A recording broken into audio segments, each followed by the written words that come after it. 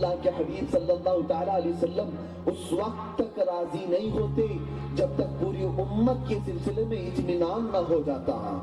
اللہ کے رسول صلی اللہ تعالیٰ علیہ وسلم مدینہ طیبہ میں دعائیں فرمائی ہیں اس امت کے لیے۔ آج بھی مسجد اجابہ مدینہ میں موجود، وہاں جا کر شہر مدینہ سے تھوڑے سے باہر نکل کر ایک کھلے آسمان کے پاس نماز ادا کی، دعا کرتے مولا میری امت کو بھوک سے بچا لے، عام بھوک کی بیماری میں نہ مبتلا کر۔ رب العالمین کی طرف سے جواب آیا، یہ دعا قبول کر لی گئی، آپ کی امت کو عام بھوک میں نہیں ڈالا جائے گا۔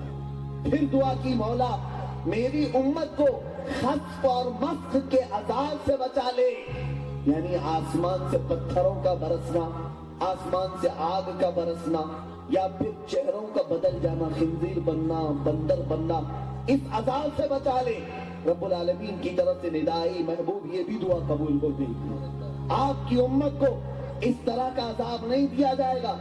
تیسری ایک اور دعا فرمائی تھی میرے آقا نے، کہا مولا میری امت کو اختلاف اور فتنوں سے بچا لے، یہ دعا قبول نہیں کی گئی۔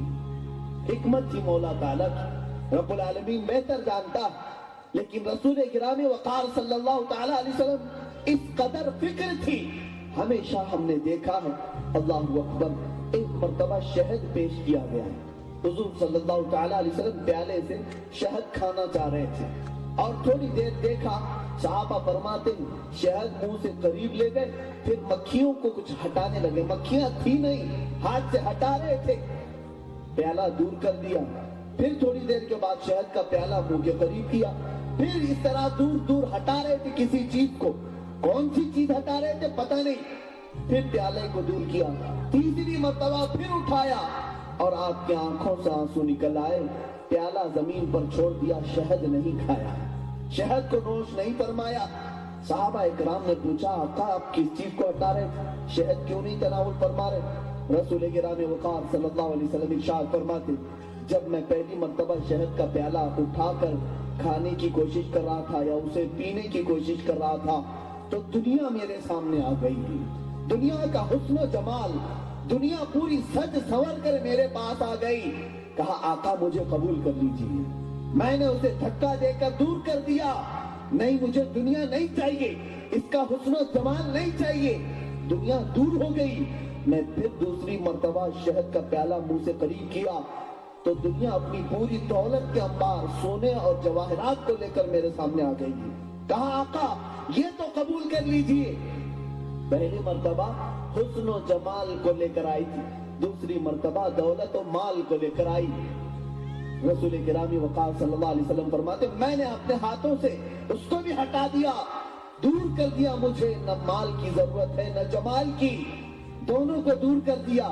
پھر شہد کھانا چاہتا تھا کہ دنیا تیسری مرتبہ میرے سامنے آئی، کہنے لگی آقا آج آپ نے تو اپنے ہاتھوں سے ہٹا دیا ہے، لیکن کل آپ کی امت اس طرح نہیں کر پائے گی، وہ مجھے قبول کرے گی اور آپ کو ٹھوکر مار دے گی۔ اس دنیا کی بات پر میرے آقا صلی اللہ علیہ وسلم کی آنکھوں میں آنسو آ گئے۔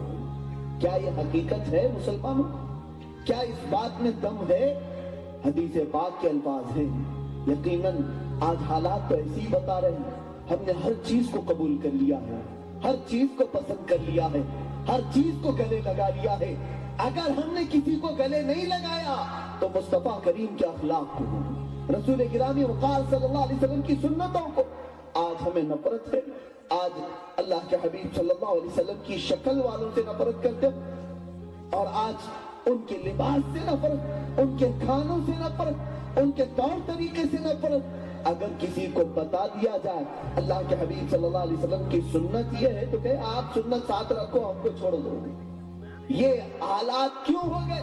دنیا نے شاید صحیح کہا تھا، اے رسول گرامی وقار آپ کی امت مجھے قبول کر لے گی، آپ کو چھوڑ دے گی۔